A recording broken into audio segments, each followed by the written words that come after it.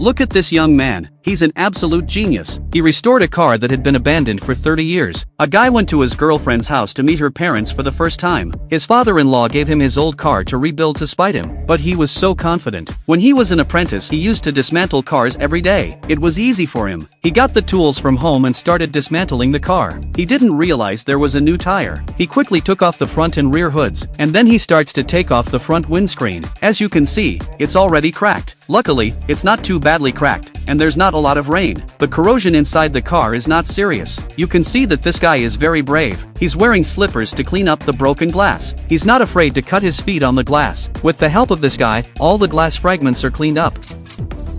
Then he started to dismantle the seat. He even dismantled the frame inside to sell it for pocket money. No wonder his girlfriend always says he's cheap, but it's always been his rule to make the best use of what he's got. Even the air conditioning ducts in the car, he was going to take them home.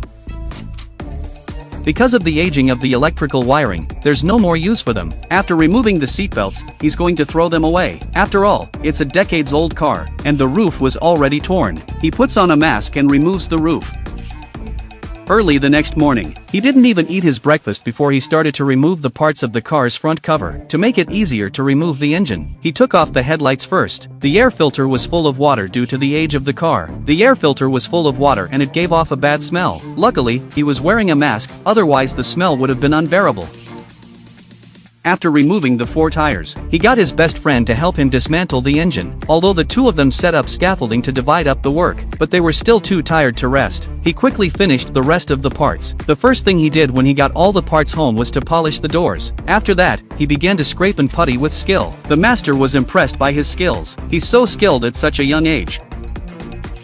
The car is also painted in black, which my husband likes. It's low-key but not too luxurious. While waiting for the paint to dry, he started to polish the front hood. There's a lot of unevenness on it. He used a nail gun to fix them. A friend sees how dedicated he is and comes to help him scrape. Soon it's done. Then the hardest part was the manual work. You can't fix a gearbox, let alone an engine, without decades of experience. But he's a man of extraordinary talent. In just a few years, he's mastered the repair techniques of his masters. No wonder he promised his father-in-law he'd fix the car.